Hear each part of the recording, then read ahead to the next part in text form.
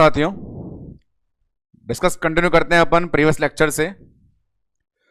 Previous lecture में आपको placenta की जनरल एनाटॉमी वाले डायग्राम को रिप्रेजेंट करके इंफॉर्मेशन दी गई थी। याद दिलाना चाहूं तो प्रीवियस लेक्चर में इस कंडीशन को एक्सप्लेन करने के बाद नेक्स्ट वन फाउंडेशन को स्टार्ट करना रिमेनिंग था। तो कंटिन्यू करते हैं आज के लेक्चर को अपन प्लेसेंटा के बारे में मिलने वाली और भी बहुत सारी इंफॉर्मेशंस को लेकर के। Number one thing I have to mention the heading on the board, placenta. Anatomical diagram में जितनी इंफॉर्मेशन मिली उसके बाद अपने पास और क्या क्या जानकारियां हैं, आइए लेना शुरू करें इस प्लेसेंटा से। First thing, number one thing, placenta को डिफाइन कर रहे हैं अपन। उसकी डेफिनेशन में 3 वर्डिंग यूज आती हैं, उन तीनों को देखें, मीनिंग समझें। प्लेसेंटा की अपनी खुद की एक परिभाषा है जो बोर्ड पे प्रेजेंट कर रहा हूं मैं। 3 वर्ड आते हैं उसके अंदर, डेसिडुएट, डिस्कॉइडल, हिमोकोरियल।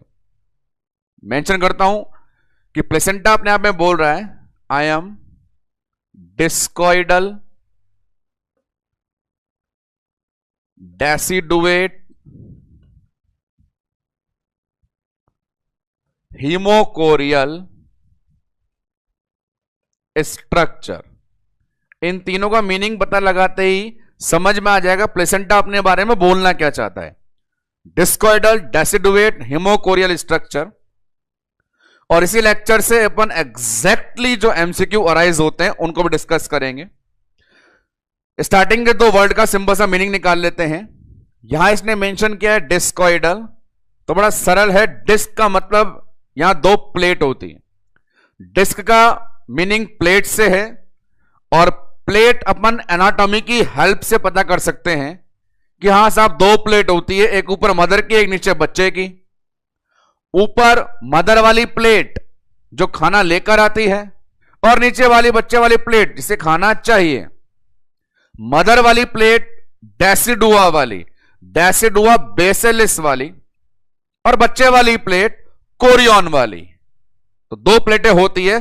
फर्स्ट थिंग ये बता रहा है, एक प्लेट में खाना भरा हुआ है, बच्चे के लिए लेकर आया है, और दूसरी प्लेट में खाने को रिसीव करना है। तो डिस्कॉइडल शब्द का मीनिंग है कि वहां पे टोटल 2 प्लेट्स होती हैं, और वो 2 प्लेट कौन कौन सी होती है। मदर वाली को बोलेंगे बेसल, बेसल का मतलब डेसिडुआ बेसिलिस, और बच्चे वाली को बोलेंगे कोरियोनिक। तो प्लेसेंटा की डायग्रामेटिकली इंफॉर्मेशन से भी हमें पता चलता है कि वहां 2 प्लेटें होती है, एक मां की और बच्चे की, basal plate, chorionic plate.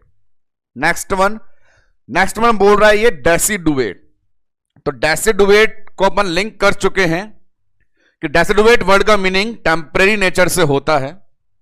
Pregnant female की बॉडी में, यूटेराइन कैविटी में जितने भी स्ट्रक्चर मिल रही हैं वो सारी टेम्परेरी ही हैं।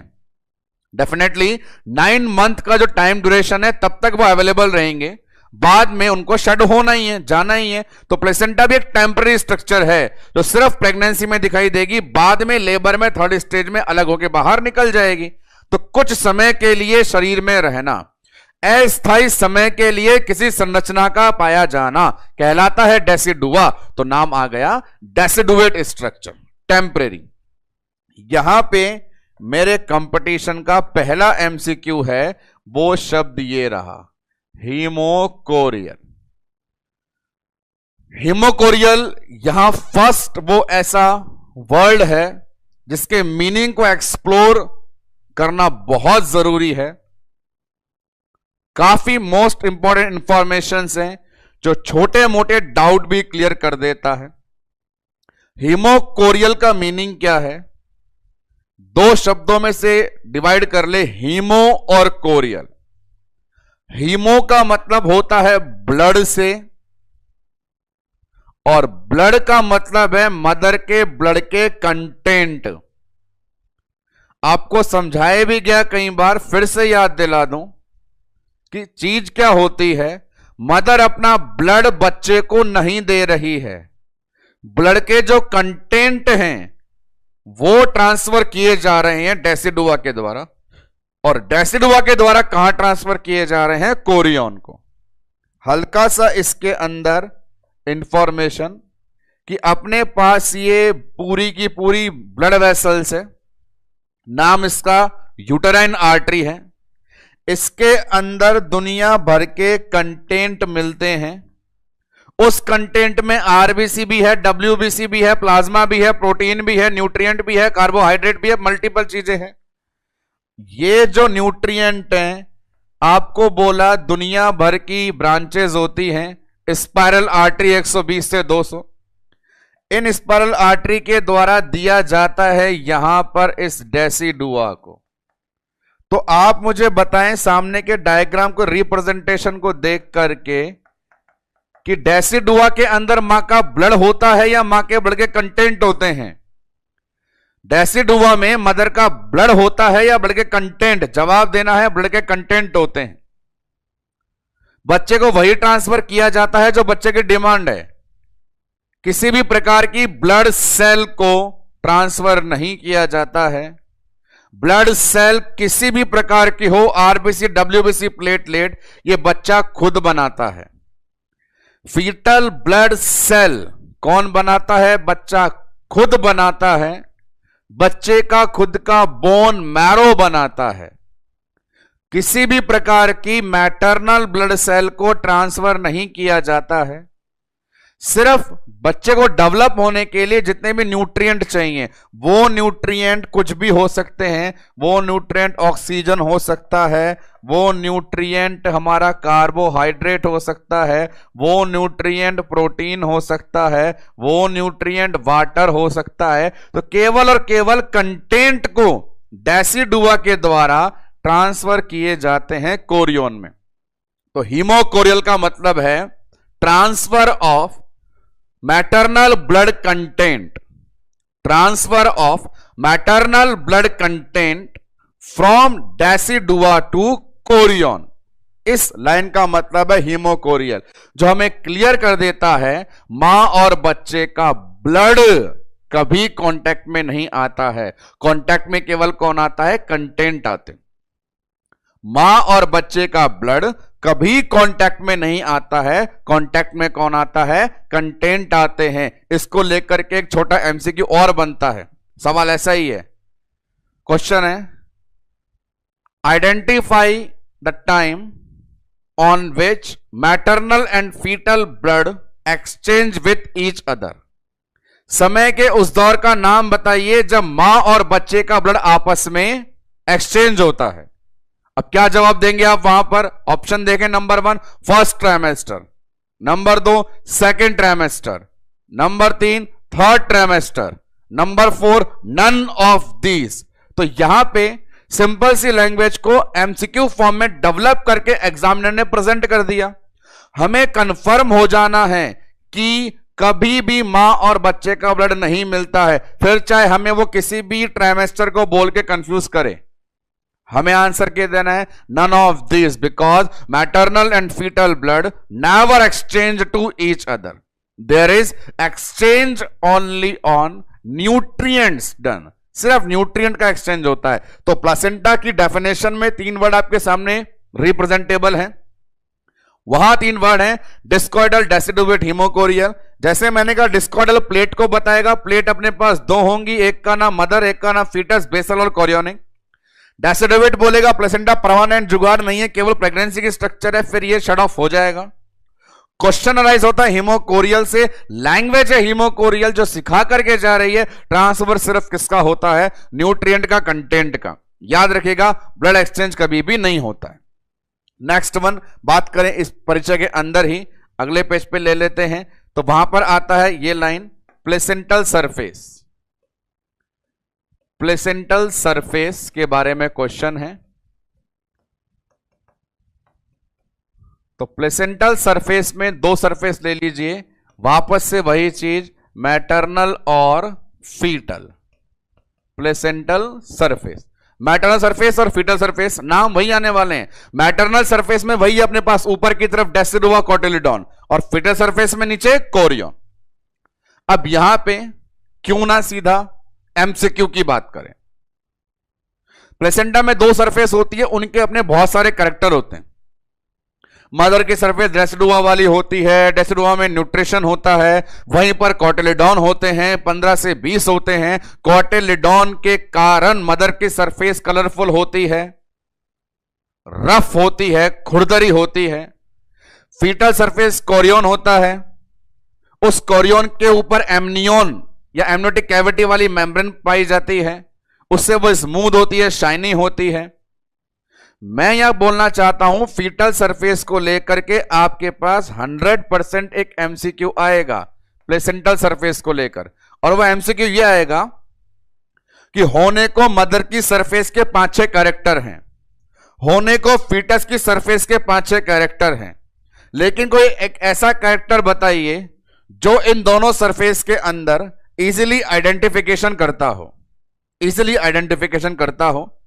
तो आपको एग्जैक्ट आंसर जब देना होगा, तो आंसर जब देंगे हम जाएंगे आइडेंटिफिकेशन करते हैं किससे, अम्बिलिकल कोड से। आफ्टर डिलीवरी आपको एग्जामिनर ने प्लासेंटा को हाथ में रख के दे दिया और बोला देख के बता भैया इसमें से कौन सी सरफेस बच्चे वाली है फीटल, कौन सी सरफेस मां वाली है मैटरनल। तो आपको सिर्फ एक लॉजिक देना है, जहां से अम्बिलिकल कोड निकल रहा है वो फीटल सरफेस है और उसके अपोजिट वाली मैटरनल सरफेस है। जहां से अम्बिलिकल कोड निकल रहा है वो फीटल, उसके अपोजिट मैटरनल। ये बेस्ट डिफरेंशिएटिंग पॉइंट है।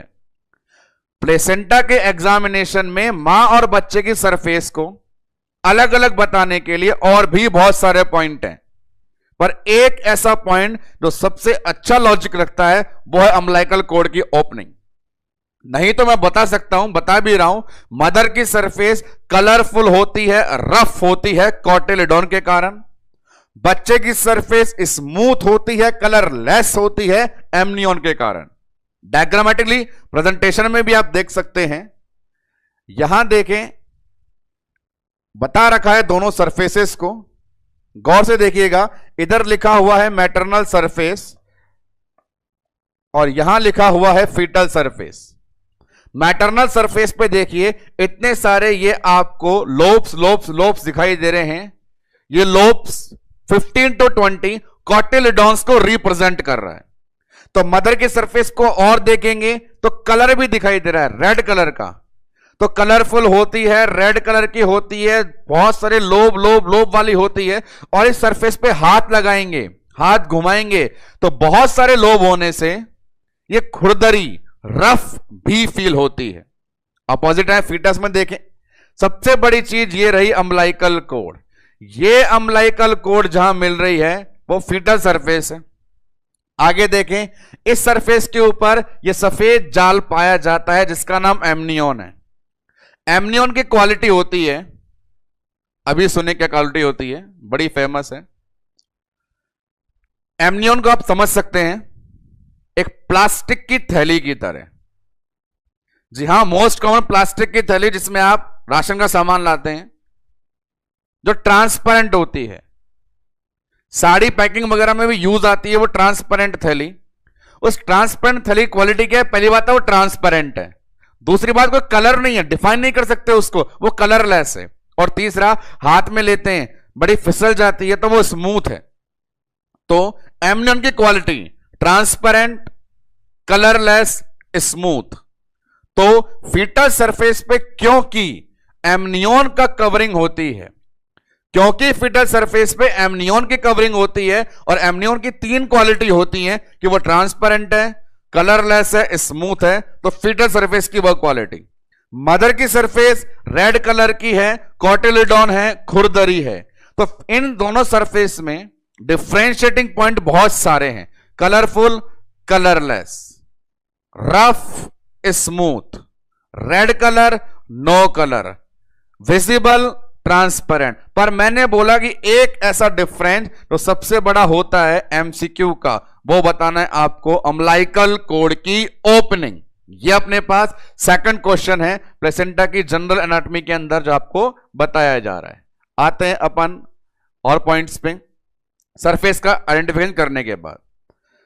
नेक्स्ट बड़ी इंपॉर्टेंट थिंग यहां पे लेके आता हूं, वेट को लेकर के। जी हां, प्लेसेंटल वेट, वजन कितना होता है, प्लेसेंटा का वजन कितना होता है। तो यहां पे देखें दोस्तों, बड़ी इंटरेस्टिंग चीज है।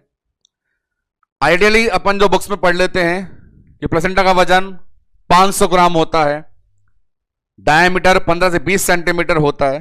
तो एक इंफॉर्मेशन दूं, किसी भी नोट्स में, गाइड में या बुक में जो वैल्यूज दी जाती हैं वो टर्म की होती हैं, एट टर्म, और टर्म का मतलब होता है 9 मंथ।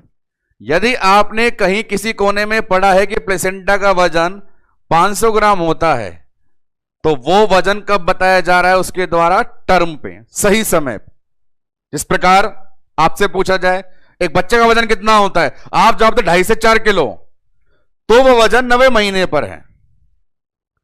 प्रेगनेंसी में जो 9वां महीना नहीं आया होगा, जब 8वां, 7वां, 6वां, 5वां, 4था, 3रा होगा, तो 100% वजन कम ही होगा। एग्जाम्पल, बच्चे का वजन 20 वीक पे 500 ग्राम कम है, 28 वीक पे 2750 ग्राम ज्यादा, 37 वीक पे, 36 वीक पे 3400 ग्राम उससे ज्यादा, 40 वीक पे 4 किलो तक ज्यादा।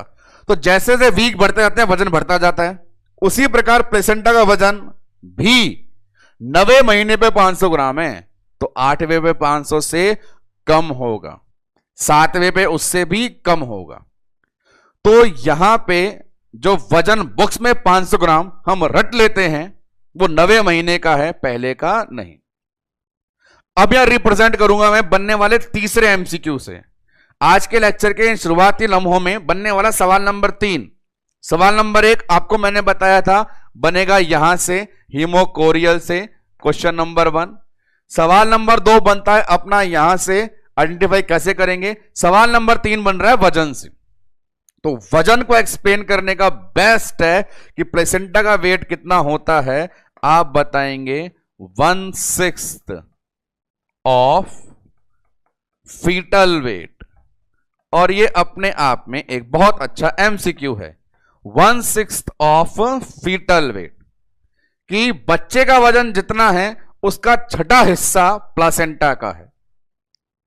आइडियली मान के चलें कि 9वें महीने पर टपकने वाला बच्चा 3 किलो का, 3000 ग्राम का, तो प्लेसेंटा का वजन 3000/6, आंसर 500 ग्राम। अब हो सकता है आने वाला बच्चा ओवर नरिश या माल नरिश दोनों हो।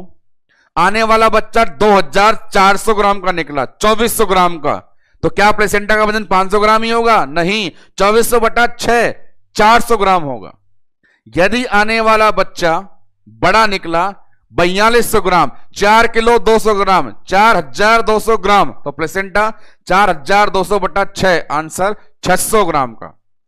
तो प्लेसेंटा का वजन फिक्स नहीं है, वेरी करेगा अकॉर्डिंग टू फीटस। मतलब there is the relation between fetal weight and placenta weight. और क्या रिलेशन है? 1/6 का, मतलब प्लेसेंटा के वजन का 6 गुना वजन फीटस का होगा, फीटस के वजन का छठा हिस्सा प्लासेंटा का होगा। तो रेशो निकालना चाहे मेरे प्यारो, तो वजन में रेशो कितना आ जाएगा?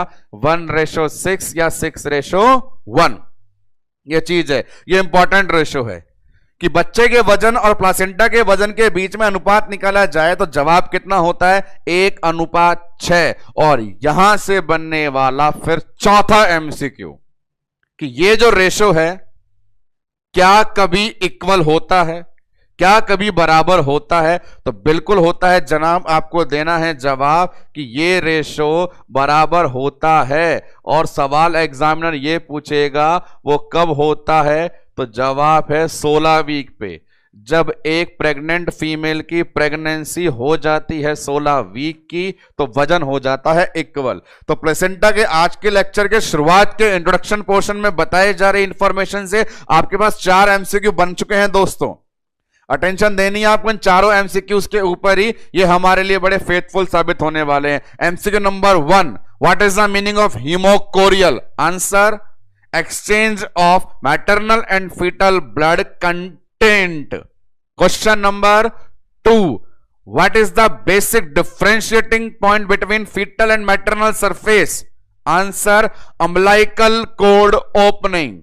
Question number 3. What is the best indicator of fetal and placental weight? Answer 1/6 or 6/1. Question number 4. The ratio between fetal and placental weight equal upon which week of gestation? Answer 16 week. तो 4 सवालों का समावेश है परिचय के इस बेला में। हिमोकोरियल का मतलब ब्लड कंटेंट का एक्सचेंज होना, प्लेसेंटा की दो सरफेस के बीच में अंतर करने के लिए अम्बिलिकल कोड देखेंगे। वजन बेहतरीन बताना हो तो बच्चे का छठा हिस्सा प्लेसेंटा, प्लेसेंटा का 6 गुना बच्चा, और इन्हें इक्वल करना हो तो वो समय कौन सा होता है? 16 वीक का। और फिर प्लेसेंटा डेवलपमेंट की एक रेंज होती है जो ऐसे इंफॉर्मेशन में रखनी है आपको, वो रेंज है 6th to 12th week. Placenta development की रेंज है, आपको हार्मोनल फंक्शन के अंदर इसे और अच्छे से एक्सप्लेन करके बताया जाएगा। फिलहाल मूव करते हैं अपन प्लेसेंटा की अगली इंफॉर्मेशन पे। हमने प्लेसेंटा में अभी तक इसकी पूरी एनाटॉमी देख ली और अभी इसका इंट्रो देख लिया। नेक्स्ट वन देखते हैं सर्कुलेशन।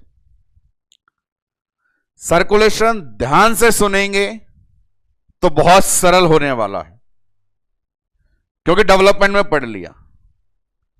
प्लेसेंटा क्या होता? एक कनेक्शन मदर के साथ और फीटस के साथ। उस सर्कुलेशन को मैं रिप्रेजेंट कर रहा हूं, उम्मीद है कि आप उसे समझ पाएंगे। सबसे पहले बोर्ड पे अटेंशन दे लें, जो चीज अवेलेबल है इसी को अपने को एक्सप्लेन करना है सर्कुलेशन। सर्कुलेशन के लिए जो इंपॉर्टेंट लाइनें हैं सिर्फ उन्हीं पे गौर करें। एमसीक्यू कहां से बनता है? रिप्रेजेंटेबल तो बहुत चीज है कि प्लेसेंटा एक बीच का कनेक्शन है, उसका संबंध मां से भी है और बच्चे से भी है। उसका संबंध जब मदर से था तो नाम दिया यूट्रोप्लेसेंटल, क्योंकि मदर ने अपनी तरफ से किसको दिया? यूट्रस को दिया, तो नाम यूट्रोप्लेसेंटल सर्कुलेशन। और जब इसने बच्चे से कनेक्शन लगाया तो फीटोप्लेसेंटल। इन दोनों की प्रैक्टिस कर चुके हैं अपन। मदर कौन से दिन न्यूट्रिशन देना स्टार्ट करती है? 12वें दिन। विलाई अपना न्यूट्रिशन बच्चे में कब ट्रांसफर करता है? 21वें दिन। फीटोप्लेसेंटल सर्कुलेशन। सारे लॉजिक एक्सप्लेन हो चुके हैं। तो प्लासेंटा सर्कुलेशन में दो होते हैं, यूट्रोप्लेसेंटल और फीटोप्लेसेंटल। टाइम है उनका 12th डे और 21st डे। ये हमने पढ़ लिया है। अब आगे की लॉजिकल बात। अब सर्कुलेशन है तो सर्कुलेशन चलाने के लिए ब्लड वेसल्स होती है। दो सर्कुलेशन है, एक यूट्रस और एक फीटस। अब ब्लड वेसल्स में मेन बात करें तो आर्टरी और वेन। मदर की तरफ से अम्बलाइकल आर्टरी, मदर की तरफ से uterine artery, uterine when. Mother के यूट्रस की तरफ से यूटेराइन आर्टरी, यूटेराइन वेन। बच्चे की तरफ से अम्बलाइकल आर्टरी, अम्बलाइकल वेन। तो मैंने ऊपर वेसल्स के नाम लिखे हैं, आप गौर कर सकते हैं। यूट्रस की तरफ से यूटेराइन आर्टरी और यूटेराइन वेन, बच्चे की तरफ से अम्बलाइकल आर्टरी और अम्बलाइकल वेन।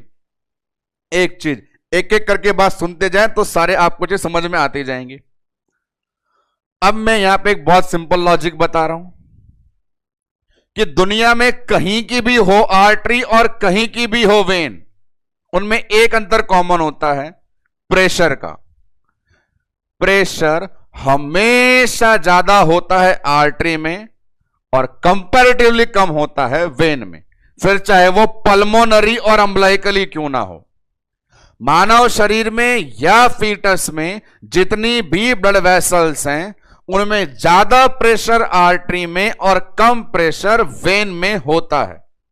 तो यदि ऊपर अम्बलाइकल वाले में मैं बोलूं कि एक का प्रेशर 80 mmHg है और एक का 8 है, 80-8 ऊपर 60-10 नीचे, 80-8 ऊपर 60-10 नीचे। ऊपर कौन है? Uterine artery, uterine when. नीचे कौन है? Umbilical artery, umbilical when. ऊपर का रेशो क्या बता रहा हूं मैं, 80 और 8, तो ज्यादा कौन सा, 80, ज्यादा किसके पास, आर्टरी, यूटेराइन आर्टरी, कम कितना, 8, 8 किसके पास, वेन, यूटेराइन वेन।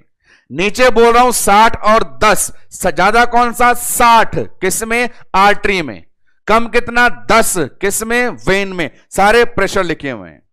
तो सबसे पहले मैंने यहां पे प्रेशर मेंशन कर दिए हैं, आप देख सकते हैं। ये प्रेशर रहा 80 वाला, 8 वाला, 60 वाला और 10 वाला, सिर्फ इतनी चीज। नेक्स्ट वन, अब आगे प्रेशर के बाद डायरेक्शन देखें, वो इंपॉर्टेंट है। ग्रीन मार्कर से जितने भी एरो बन रहे हैं वेसल्स के अंदर, उन एरो को आप देख लें, वो सारे एरो बता रहे हैं सर्कुलेशन पैटर्न क्या है। नियम बिल्कुल फिक्स है, ब्लड को लेकर आने वाली आर्टरी होती है और बाहर ले जाने वाली वेन होती है। बेसिक, आने वाली अंदर आर्टरी होती है, जाने वाली वेन होती है। पर यह लॉजिक कहां नहीं लगता, अम्लाइकल में, क्योंकि सिस्टम क्या होता है, उल्टा। तो ऊपर देखें, आ रही है अंदर, ये नीचे डायग्राम कौन है, ये आर्टरी, जा रही है बाहर, कौन है, वेन। सिंपल है, क्योंकि ये यूटेराइन है।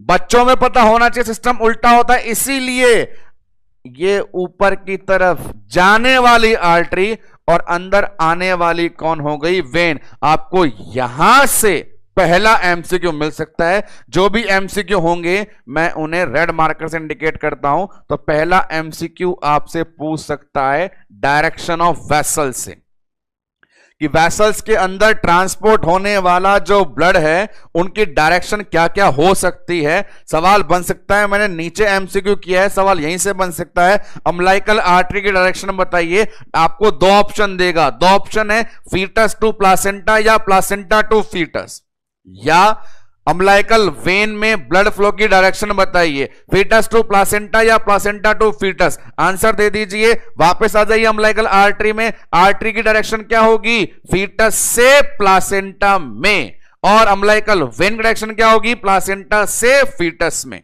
ये चीज तो अभी तक जितनी चीजें थी सामने बोर्ड पर मेंशन है कि प्लासेंटा सर्कुलेशन में दो सर्कुलेशन है, मदर के साथ यूट्रो प्लेसेंटल 12वें दिन, बच्चे के साथ फीटो प्लेसेंटल 21वें दिन। मदर वाली वेसल्स का नाम यूटेराइन आर्टरी, यूटेराइन वेन। बच्चे वाली वेसल का नाम अम्लाइकल आर्टरी, अम्लाइकल वेन। ज्यादा प्रेशर आर्टरी में, कम प्रेशर वेन में।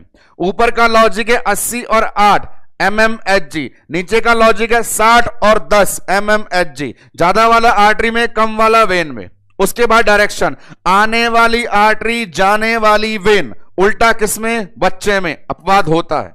अब हिसाब कर लेते हैं। मदर की तरफ से एक बार में कितना आता है, अपन ने देखा 500 ml, उसमें से विलाई में कितना जाता है, 350 ml, स्पेस में कितना जाता है, 150 ml। पढ़ा है हमने इसको पढ़ा है, लिख भी रखा है इधर कि ये अपने पास 150 हो गया और ये अपने पास में 350 हो गया। बच्चे की बात कर रहे हैं, मदर की तरफ से जो 500 ml एक बार में आया है, एक मिनट में नहीं, एक बार में, कान खोल के अटेंशन से।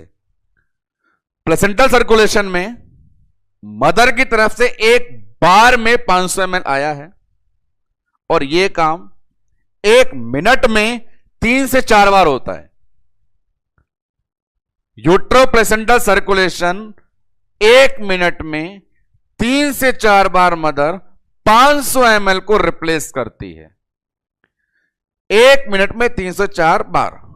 अब बात कर रहे हैं इसकी, और यह है अपने पास no doubt golden MCQ, 400 ml पर मिनट। यह है बच्चे की तरफ से। बच्चे की तरफ से at the end of 9 month जो रेट आती है वो 400 ml पर मिनट है। इस 400 ml पर मिनट को आप मेंशन कर सकते हैं लिख करके, फीटल ब्लड फ्लो। और यदि पहले के बताए हुए एमसीक्यू को साइड में रखें और सिर्फ आज इस पूरे सर्कुलेशन से यूं कहें कि एकमात्र एमसीक्यू कौन सा बनता है, तो वो ये है, आप चेक कर लेंगे, प्रीवियस एग्जाम में पूछा गया 2 बार। फीटल ब्लड फ्लो कितना, 400 ml पर मिनट। बहुत सारी इंफॉर्मेशन बोर्ड पर है, बहुत सारे एमसीक्यू भी हैं, पर मैं कह रहा हूं जब एग्जामिनर को आंख बंद करके प्लासेंटल सर्कुलेशन में से एमसीक्यू निकालना होगा तो बिना किसी संदेह के, बिना किसी डाउट के वो इसी एमसीक्यू को लेके जाएगा, जिसका आंसर है फीटल ब्लड फ्लो कितना होता है 400 ml पर मिनट। बाकी देखिए एमसीक्यू यहां से भी है 12th डे और 21st डे, पर हम इसे याद कर चुके हैं डेवलपमेंटल माइलस्टोन में। तो प्लासेंटल सर्कुलेशन में इंफॉर्मेशन ज्यादा होती है और क्वालिटी का एमसीक्यू ढूंढना पड़ता है। 12वां दिन 21वां दिन अपने आप में सवाल है, पर यह सवाल हमने याद कर लिया है। उसके बाद बिल्कुल निश्चिंत रहे, कॉन्फिडेंट रहिए, साथ रहिए, किसी भी एमएमएचजी का सवाल आपसे नहीं पूछा जाएगा। सवाल पूछा जा सकता है वेसल्स में सर्कुलेशन की डायरेक्शन, जैसा मैंने कहा यहां से पूछा जा सकता है डायरेक्शन क्या होती, और फिर ये जो हिसाब है 500 ml, 350 ml, 150 ml, यहां तक भी एग्जामिनर नहीं पहुंचता है। फीटल ब्लड फ्लो कितना होता है 400 ml पर मिनट, नो डाउट ये कंफर्म क्वेश्चन अपने पास बन सकता है। अब और जो सवाल बनता है वो बनता है अम्बलाइकल वेसल्स में जो ब्लड फ्लो हो रहा है उनका ऑक्सीजन सैचुरेशन।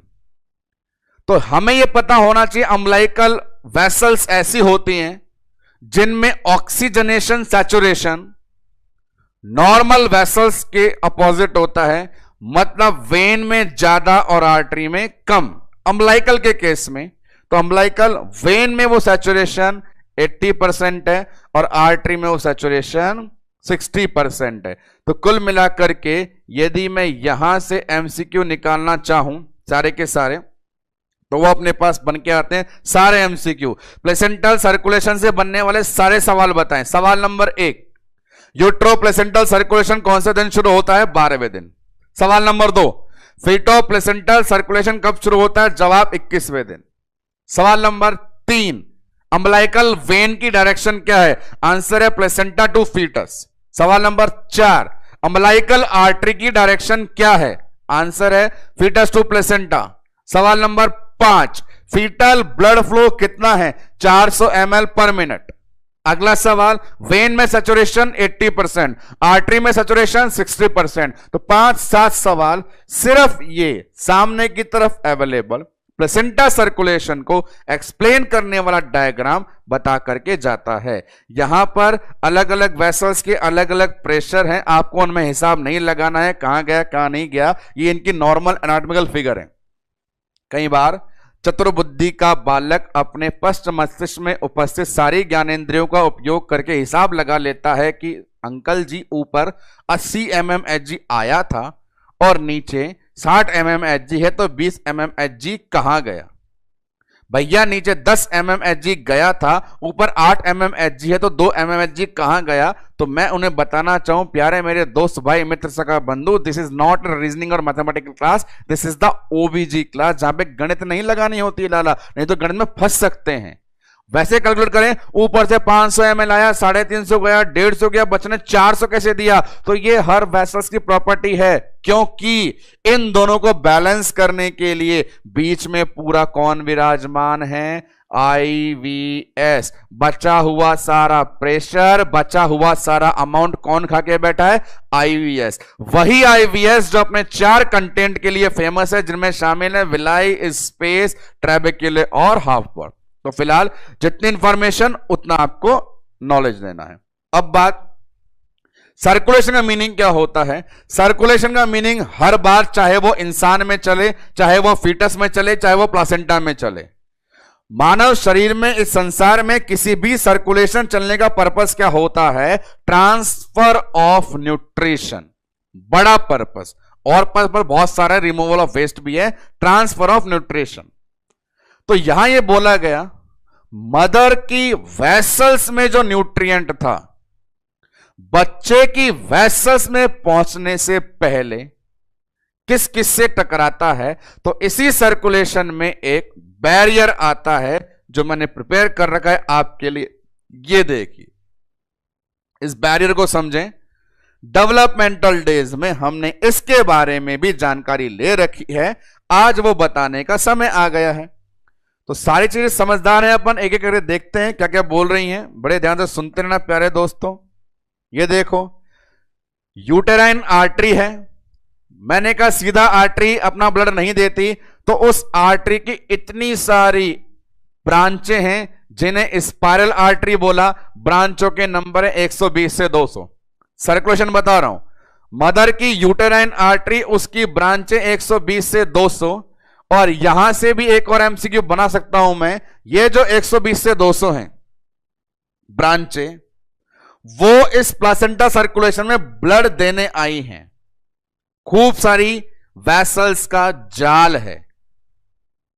एनाटॉमी में बहुत सारी वेसल्स के जाल को या किसी भी ऑर्गन की प्रॉपर फंक्शनिंग के लिए चाहिए होती है ब्लड वेसल्स, उनका जाल जो होता है उन्हें बोलते हैं बेड, बिस्तर। हमारे घर में जो बिस्तर होता है क्या काम करता है? जिस पे आरामदायक अवस्था में हम रेस्ट करते हैं। जब भी किसी ऑर्गन को ऐसी ब्लड वेसल्स का जाल मिल जाता है तो वो भी खुश होकर सो जाता है कि दुनिया भर का न्यूट्रिशन आ गया है। इसीलिए इन स्पाइरल आर्टरी की ब्रांचों को अपन बेड भी बोलते हैं और ये कहलाता है प्लेसेंटा बेड। बेड का मतलब बिस्तर, ऐसा बिस्तर जो किसके द्वारा बना है? ब्लड वेसल्स के द्वारा बना है। इस बिस्तर पे हमें नींद आएगी या नहीं आएगी? मचक नींद आएगी। क्यों आएगी? क्योंकि जो बेड बना है वेसल्स का बना है और उन वेसल्स के अंदर दुनिया भर का न्यूट्रिशन भरा हुआ है। ये लाई न्यूट्रिशन। अब आगे देखिए, न्यूट्रिएंट मैंने बता दिए। ये न्यूट्रिएंट सारे के सारे कहां पर है? कॉटिलिडॉन में। मदर की परत डेसिडुआ, कटोरी का नाम कॉटिलिडॉन, उसके अंदर क्या भरा पड़ा है? न्यूट्रिशन। पहुंच गया। अब ये न्यूट्रिशन देखो ऐसे टपक टपक टपक टपक करके लास्ट में कहां पहुंच रहा है? फीटल वेसल में।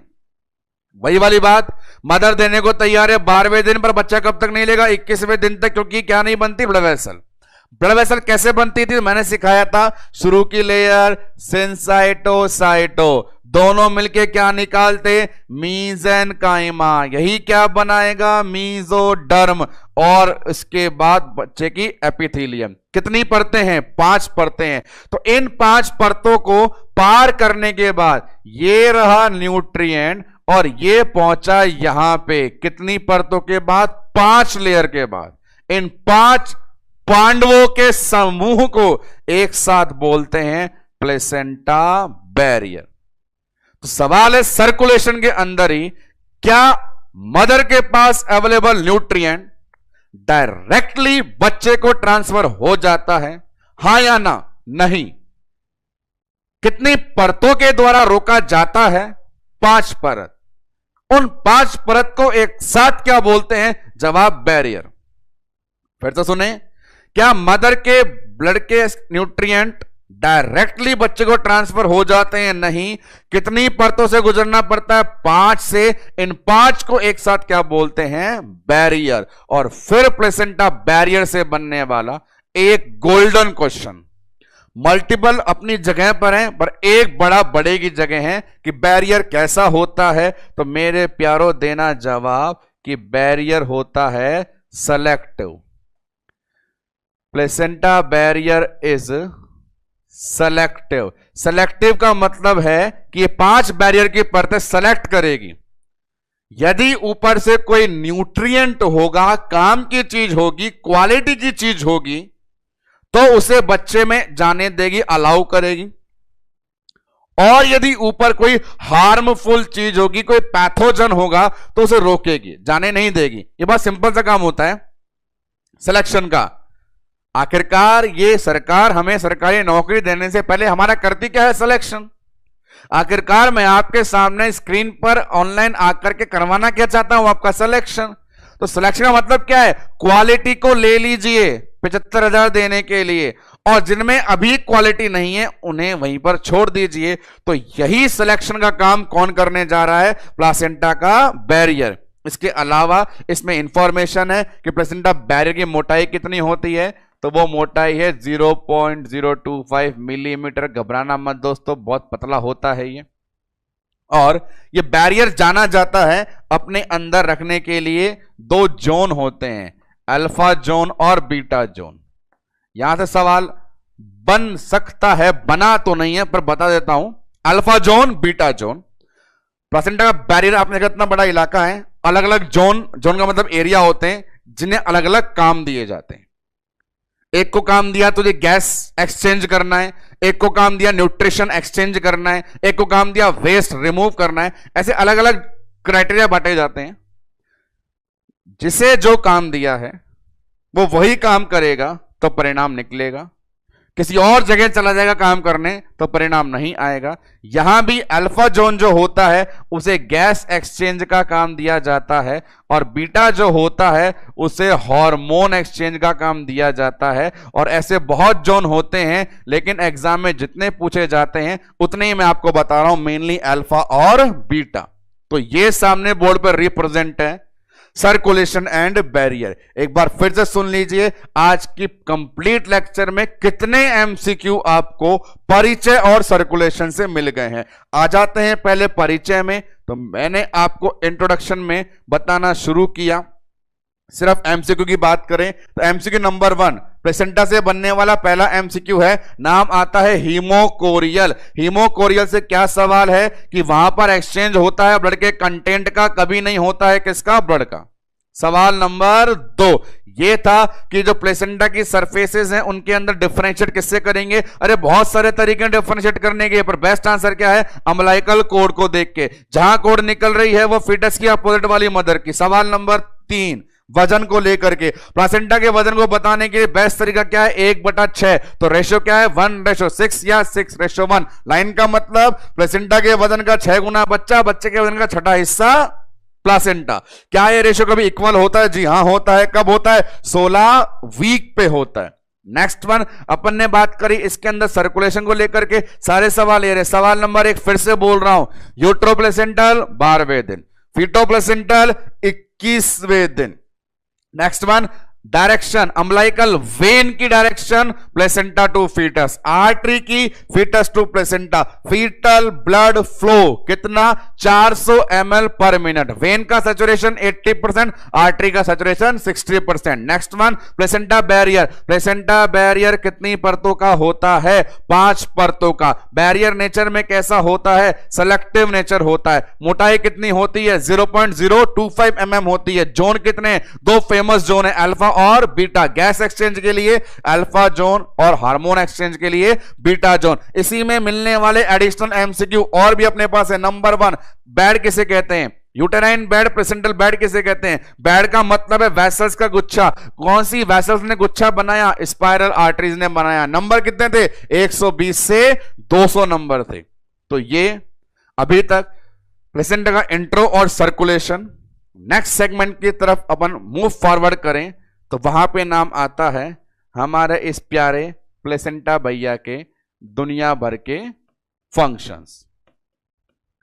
तो अपन अब डिस्कस करेंगे प्लेसेंटल फंक्शंस को लेकर के, अलग अलग उनके एरिया बांटे गए हैं। आते हैं नंबर 1 बात करते हैं जनरल फंक्शंस पे, सामान्य जो फंक्शन है उसको लेकर के। फंक्शंस में कैटेगरियां हैं, काफी इंपॉर्टेंट हैं, तो 1 बाय 1 देखते हैं कौन कौन सी आने वाली है। सबसे पहला जनरल है। जनरल फंक्शन मतलब सामान्य तौर पे क्या क्या वो काम करता है, बहुत सारे काम करता है। अपन ने देखा वेसल्स टू वेसल्स एक्सचेंज है, बीच में बैरियर है हालांकि। वेसल्स टू वेसल एक्सचेंज है तो मल्टीपल चीजें हो सकती है। एग्जाम्पल, यदि हमने सिर्फ एक्सचेंज किया गैस को तो फंक्शन हो गया रेस्पिरेटरी सिस्टम के जैसा। हमने यदि एक्सचेंज किया न्यूट्रिशन को तो वो जीआईटी एंड सर्कुलेटरी वाला वर्क हो गया। यदि अपन एक्सचेंज कर रहे हैं वेस्ट को तो वो रीनल सिस्टम वाला फंक्शंस हो गया। तो कहने का मतलब मल्टीपल बेसिक प्रोसेस। इसके अलावा बात करें जो पर्टिकुलर कंटेंट पे आ जाए, कि पर्टिकुलर वाटर पे आ जाए या कंटेंट की बात ही चल जाए, तो प्रोटीन का बच्चा एमिनो एसिड, कार्बोहाइड्रेट का बच्चा ग्लूकोज और फैट का डेरिवेटिव फैटी एसिड, ऐसे करके मल्टीपल थिंग ट्रांसफर हो। तो यहां पर यह कहा जा रहा है ह्यूमन बीइंग में इन सब वर्क को परफॉर्म करने के लिए अलग अलग सिस्टम कैटेगराइज्ड हैं। गैसियस एक्सचेंज के लिए डिफरेंट हमारे पास रेस्पिरेटरी सिस्टम्स हैं।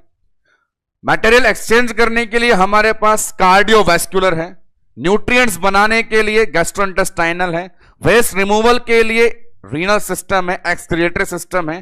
तो मल्टीपल सिस्टम के अलग अलग काम होते हैं, पर फीटल लाइफ में ये सारे काम एक ही स्ट्रक्चर के द्वारा कंप्लीट किए जा रहे हैं, उसका नाम प्लेसेंटा।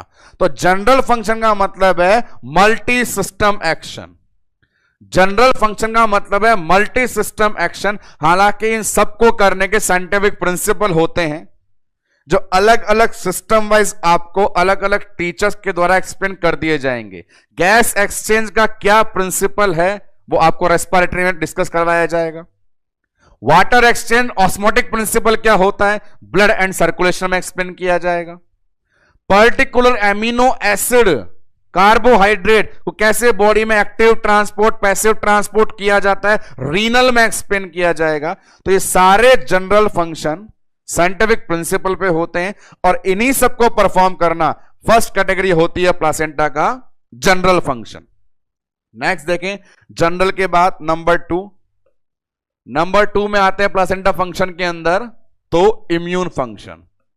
अब इम्यून फंक्शन के अंदर एक तो ऐसी इंफॉर्मेशन है जो मोस्ट कॉमन है, एकदम जबान पे रहती है, इजिली याद भी हो जाती है, और सेकंड वन है additional information. Number one thing है इम्यूनोग्लोबुलिन या एंटीबॉडी। इम्यूनोग्लोबुलिन GMADE मल्टीपल जो ह्यूमन बॉडी में होती है, बहुत कॉमन सवाल है। हमारी पूरी ओबीजी में मां के द्वारा बच्चे को दो ही इम्यूनोग्लोबुलिन ट्रांसफर की जाती है। पहली प्रेगनेंसी के समय प्लेसेंटा के द्वारा और दूसरा लैक्टेशन के समय ब्रेस्ट मिल्क के द्वारा। दो बड़ी फेमस है, एक IgG एक IgA। परमानेंटली डिफरेंशिएटिंग पॉइंट याद रखना होता है हमें कि कब IgG ट्रांसफर है कब IgA। तो यहां सुनना, अभी मैंने प्लेसेंटा के इतने फंक्शन बताए कि बहुत सारे सिस्टम का काम अकेला एक आदमी करता है।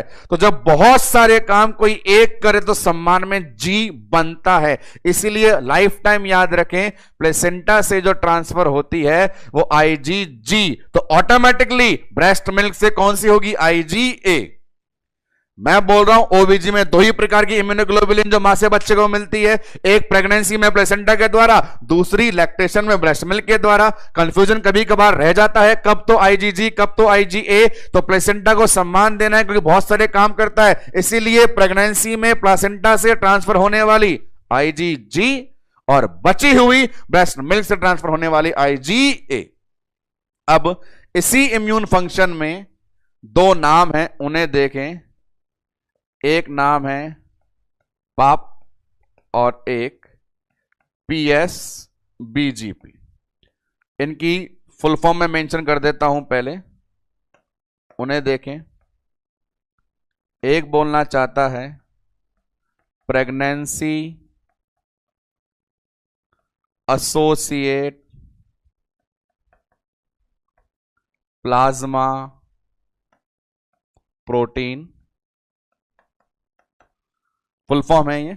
और ये भी इसी प्रकार से प्रेगनेंसी स्पेसिफिक बीटा ग्लाइकोप्रोटीन। तो ये दो डिस्कस कर रहे हैं अपन, पाप और PSBGP इम्यून फंक्शंस के अंदर। इन्हें डिटेल में जानने के लिए आपको कुछ छोटा सा एक कंसेप्ट सुनना पड़ेगा, उसके बाद ही अपन आगे बढ़ पाएंगे। हमारी बॉडी के अंदर इम्यूनिटी पोर्शन में एंटीबॉडी जो सेगमेंट है, तो जनरली जितनी भी एंटीबॉडीज होती हैं वो प्रोटीन से बनी होती हैं। प्रोटीन बॉडी में कई जगह हैं, टिश्यू के अंदर भी है, बॉडी में भी है और ब्लड में भी है। ब्लड वाले प्रोटीन को नाम दे देते हैं प्लाज्मा प्रोटीन। प्लाज्मा प्रोटीन जो नाम एल्ब्यूमिन ग्लोबुलिन चलते हैं, वैसे ही प्लाज्मा प्रोटीन। तो ब्लड में मिलने वाली मोस्ट ऑफ द एंटीबॉडीज जो हैं वो एक प्रकार का प्रोटीन ही होता है। अब इस एंटीबॉडी के लॉजिक को यहां पे कैसे बताया जा रहा है तो देखें। ये सारी एंटीबॉडियां, जो भी एंटीबॉडी होती हैं, उन सबका काम ही क्या होता है? इम्यून का।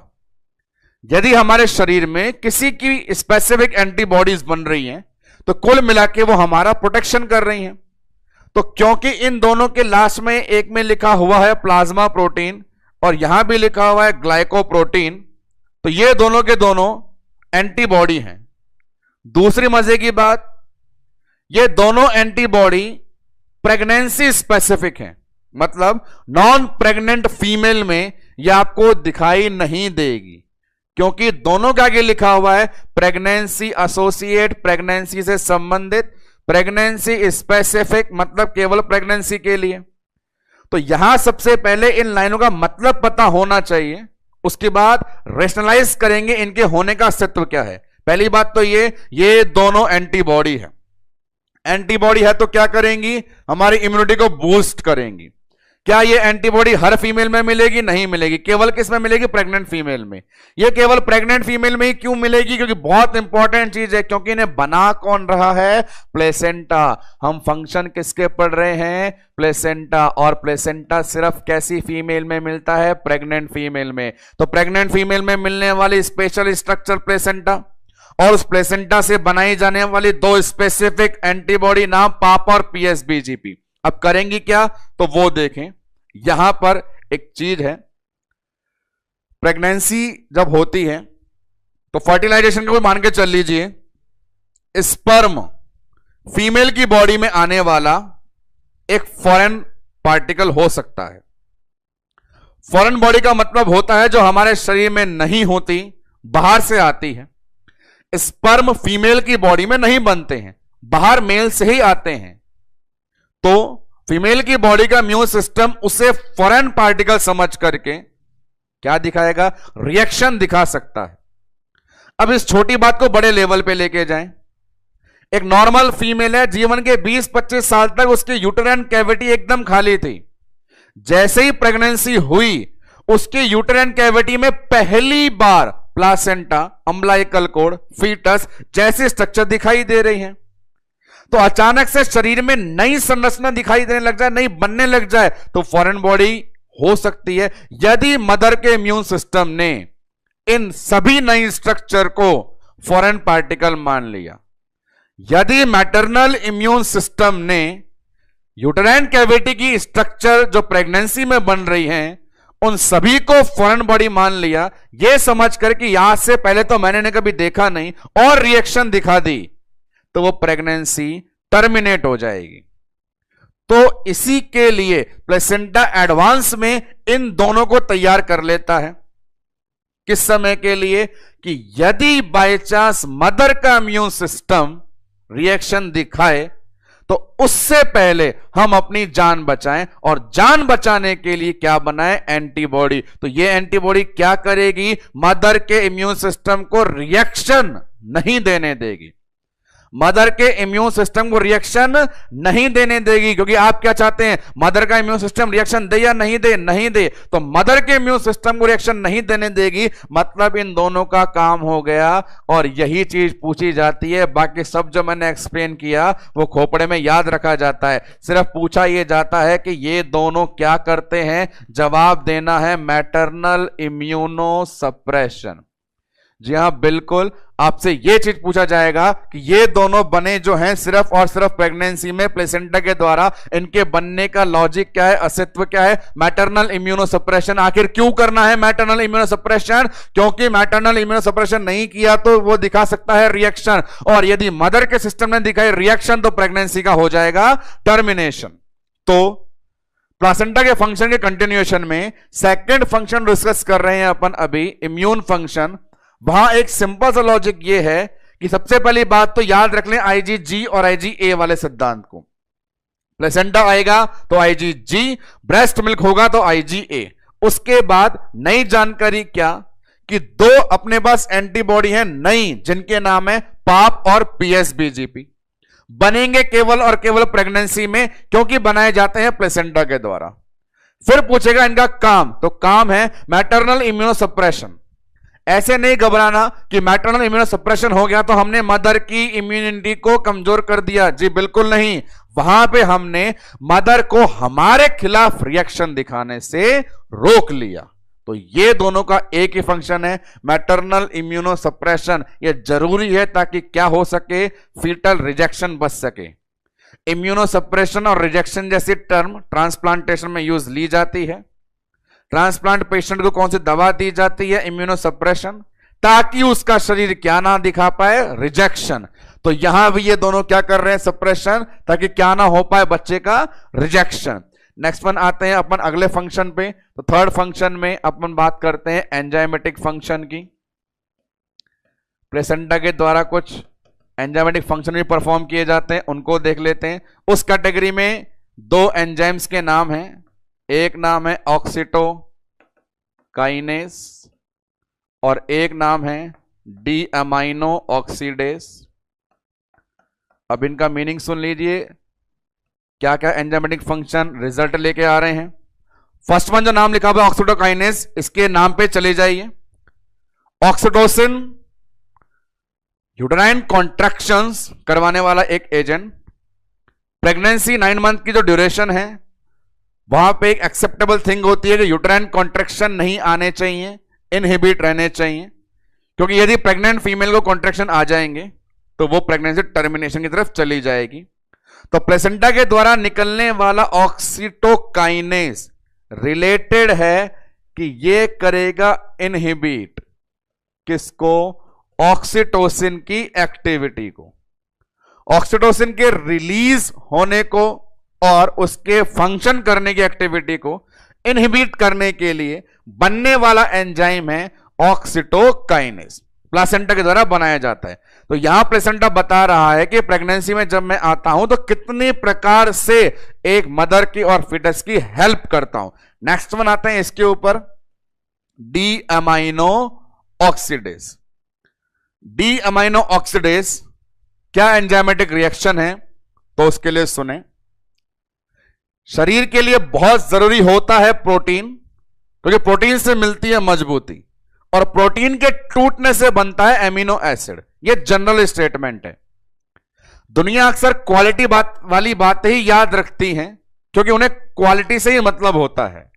प्रोटीन के टूटने से बनता है एमिनो एसिड, पर और क्या बनता है वो कौन बताएगा, वो भी जरूरी है। वो बनता है वेस्ट और कचरा। कैसे, तो देखिए सामने बात करें अपने पास, जब भी प्रोटीन मेटाबोलाइज होगा तो एमिनो एसिड का बनना तो तय है, पर उसके साथ जो और वेस्ट प्रोडक्ट बनते हैं उनमें आती है हमारे पास एक गैस अमोनिया, और बनते हैं कई प्रकार के फ्री एजेंट जिनका नाम है एमाइन। प्रोटीन के मेटाबॉलिज्म से बनने वाले एंड प्रोडक्ट्स की लिस्ट होती है। हमारे शरीर में भी जब प्रोटीन मेटाबोलाइज होता है तो एमिनो एसिड बनता है और अमोनिया एंड एमाइन। ये जो एमिनो एसिड है ये तो हो गई क्वालिटी वाली बात। ये क्वालिटी मटेरियल है, बहुत बढ़िया न्यूट्रिएंट्स है, बॉडी में सर्कुलेशन से ट्रांसफर होगा। लेकिन ये जो बने हैं अमोनिया, ये पॉइजनस गैस, और ये जो बना है एमाइन, ये फ्री रेडिकल है जिसकी अपनी पैथोफिजियोलॉजी होती है कि कॉज करता है स्ट्रेस और हाइपरटेंशन। अमोनिया जो बनी है वो पॉइजनस गैस है, एमाइन जो बना है एक स्ट्रेस और हाइपरटेंशन कॉज करने वाला रेडिकल है। तो कुल मिला के इन दोनों को बोल सकते हैं वेस्ट। तो आज के बाद याद रखिएगा कि प्रोटीन के पाचन से दोनों चीज बनती है, क्वालिटी मटेरियल भी और वेस्ट मटेरियल भी। बॉडी को रखना किसको है, क्वालिटी मटेरियल को, रिमूव किसको करना है, वेस्ट मटेरियल को। यदि बॉडी होती आपकी, मेरी और मदर की, मतलब 20-25 साल की हट्टी कट्टी, तो वो आसानी से वेस्ट को रिमूव कर सकती है। लेकिन बात कर रहे हैं हम उस फीटल लाइफ की जो सरवाइव कर रहा है यूट्रस में 3, 4, 5, 8, 9 महीने का, उसकी बॉडी इन्हें इस वेस्ट को क्लियर नहीं कर पाती है। तो इन्हीं को क्लियर करने के लिए जिस एंजाइम को एक्सप्लेन किया जाता है उसका नाम है D amino oxidase. D amino oxidase help to relieve poisonous ammonia and pressure amine. इन दोनों को रिलीव करने वाला एंजाइम। तो प्लासेंटा देखिए आपकी फिर एक बार मदद कर रहा है, दो हार्मोन को साथ, दो एंजाइम को साथ ला करके, एक ऑक्सीडोकाइनेज और दूसरा डी अमाइनो ऑक्सीडेज, एक करेगा कॉन्ट्रैक्शन से छुटकारा और दूसरा निकालेगा प्रोटीन के पचने से बनने वाली गंदगी को दूर करके। नेक्स्ट वन आते हैं अगले फंक्शन पे, फोर्थ वन फंक्शन जिसका नाम है बैरियर फंक्शन। ये हमारे लिए इजी रहेगा क्योंकि हमने आज के ही लेक्चर में बैरियर के नेचर को एक्सेप्ट किया है। क्या हम प्लासेंटा बैरियर के बारे में जानते हैं? प्लासेंटा बैरियर कितनी परतों का? 5 परतों का। बैरियर नेचर में कैसा होता है? सेलेक्टिव होता है। सेलेक्टिव का मतलब किसको आने देगा? क्वालिटी को। किसको रोक लेगा? पैथोजेंस को। तो बात यही है, आपको जिस नेचर के लिए बनाया गया है आपको वैसा ही रहना है। आप उसके अगेंस्ट काम करते हैं मतलब आप फेल हो गए। तो यहां एक टर्म है कि यूं तो प्लासेंटा का बैरियर किसी भी प्रकार की गंदगी, किसी भी प्रकार के वेस्ट, किसी भी प्रकार के पैथोजन को मदर से फीटस में ट्रांसफर होने नहीं देता है, परंतु कुछ ऐसे कीड़े मकोड़ों का ग्रुप है जिसे प्रेगनेंसी में ठोक बजा के बोलते हैं टॉर्च। ये एक ऐसा समूह है जिसमें बैक्टीरिया भी है, वायरस भी है, पैरासाइट भी है। जितने भी माइक्रोबायोलॉजी के अंदर माइक्रो ऑर्गेनिज्म होते हैं एक साथ घर बना के बैठ जाते हैं, टॉर्च कहलाते हैं। टॉक्सोप्लाज्मोसिस पैरासाइट है, सिफिलिस बैक्टीरिया, रुबेला वायरस है, साइटोमेगाला वायरस है, हर्पीज इंफेक्शन, ये सारे ऐसे एजेंट हैं जो प्रेगनेंसी में प्लासेंटा के बैरियर को पार कर जाते हैं। इनमें से किसी भी एक का संक्रमण यदि मैटरनल बॉडी को हुआ तो मैटरनल बॉडी के अंदर इनका पैथोजन बच्चे को ट्रांसफर हो जाएगा। किसी भी पैथोजन को बच्चे के पास नहीं भेजना है, यह काम बैरियर ने चुना है, पर इन सबको वो रोक नहीं पाता, इनको रोक नहीं पाता, तो मतलब बैरियर फंक्शन क्या हो गया? फेल हो गया। और फेल हो गया मतलब अच्छा काम किया या गंदा काम किया? गंदा काम किया। बिल्कुल उस गंदे वाले काम को बोलते हैं एलीग्ड प्लेसेंटा। जब प्लेसेंटा अपने फंक्शन करने में असमर्थ हो जाए और फेल हो जाए तो फेलियर को इंडिकेट करने वाला प्लेसेंटा होता है एलीग्ड। जी हां, जिसको रेस्पॉन्सिबिलिटी दी गई थी तू रोकेगा, उसने नहीं रोकेगा, नाम देंगे गंदा प्लेसेंटा। और गंदे का नाम क्या दिया गया? Alleged placenta. This one the heading number 4। और आफ्टर दैट यहां पे आती है मोस्ट इंपॉर्टेंट फंक्शन जिनका नाम है हार्मोनल फंक्शन। प्लासेंटा के द्वारा अभी तक जो आपको लिस्ट बना के मल्टीपल फंक्शंस बताए गए हैं उस कैटेगरी में पहुंचे हैं अपन नंबर 5 पे, हार्मोनल फंक्शन। उन्हें ऐसे जूम करके सामने बोर्ड पे क्यों मेंशन किया गया है? क्योंकि अभी तक जितने भी बात चली, general function, immune function, enzymatic function, barrier function, सारे एक तरफ, और बहुत सारी नॉलेज, इंफॉर्मेशन, एमसीक्यूज लेकर आने वाला पार्ट है हार्मोनल फंक्शन। इस हार्मोनल फंक्शन वाले पोर्शन को एक नई सुबह के साथ, नए लेक्चर के साथ डील किया जाएगा, क्योंकि इसमें आने वाली एनर्जेटिक नॉलेज के लिए आपको खुद को एनर्जेटिक होना बहुत जरूरी है। फिलहाल अपने को यह लेक्चर यहीं रोकना पड़ेगा। एक बार फिर देखें, आज के लेक्चर की स्टार्टिंग से लेकर के आपने प्लासेंटा की क्या क्या इंफॉर्मेशन अचीव करी। शुरुआत करी आप सभी ने प्लेसेंटा के बारे में मिलने वाली इंफॉर्मेशन से, और वो इंफॉर्मेशन शुरू होती है हमारे पास में इसके इंट्रोडक्शन से। इंट्रोडक्शन में आपने सबसे पहले देखा लैंग्वेज बनने वाला पहला MCQ, first MCQ haemochorial. Haemochorial मतलब ट्रांसफर ब्लड का या ब्लड कंटेंट का, आंसर देना था ब्लड कंटेंट का। नेक्स्ट वन, प्लेसेंटा की सरफेस में अंतर करने का सबसे बेस्ट मेथड, आंसर क्या है? Umbilical code.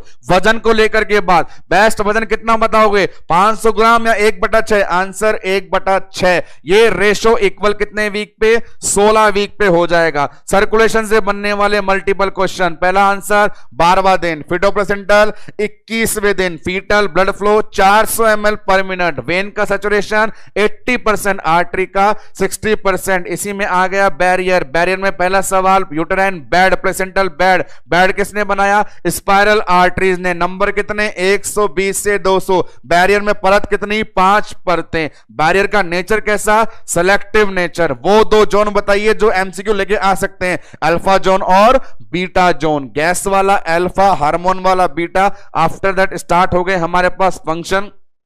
बहुत सारे सिस्टम का एक साथ काम करता है प्लासेंटा। ह्यूमन बॉडी में ये वर्क करने के लिए अलग अलग होते हैं सिस्टम, पर प्लेसेंटा निभाता है multi system action known as general function. Immune में देखिए, आराम से याद रखिए, दो ही immunoglobulin IG, G IG A, placenta वाली जी, मिल्क वाली ए। उसके अलावा आज यहां नया क्या मिला? सिर्फ प्रेगनेंसी में बनने वाले 2 एजेंट, पाप और पीएसबीजीपी। क्या करेंगे? मैटरनल इम्यूनो सप्रेशन, ताकि मदर क्या ना दिखाए? रिएक्शन। किसके खिलाफ? बच्चे के खिलाफ। नेक्स्ट वन अपन ने देखे एंजाइम 2, यूटेराइन कॉन्ट्रैक्शन को इनहिबिट करने के लिए बनने वाली enzymatic activity oxytocinase. D amino oxidase क्या निकालेगा? कचरा निकालेगा। किसका कचरा? प्रोटीन मेटाबॉलिज्म का कचरा। कचरे का नाम क्या? पॉइजनस अमोनिया और pressure amine. Next one barrier function. Placenta वैसे तो सारी पैथोजन, सारी गंदगी को रोक लेता है, पर टॉर्च के साम्राज्य को आधिपत्य करने में सफल नहीं हो पाता है और गंदगी बच्चे में भेज करके उसे विकलांग बना देता है। ऐसी गतिविधि करने के कारण उसे नाम दिया गंदा प्लेसेंटा। नेक्स्ट लेक्चर और कल की सुबह की शुरुआत होगी अपने पास प्लेसेंटा के बहुत इंपॉर्टेंट फंक्शन को लेकर। हेडिंग रहेगी हार्मोनल फंक्शंस। अभी आज के लिए इतना ही। धन्यवाद।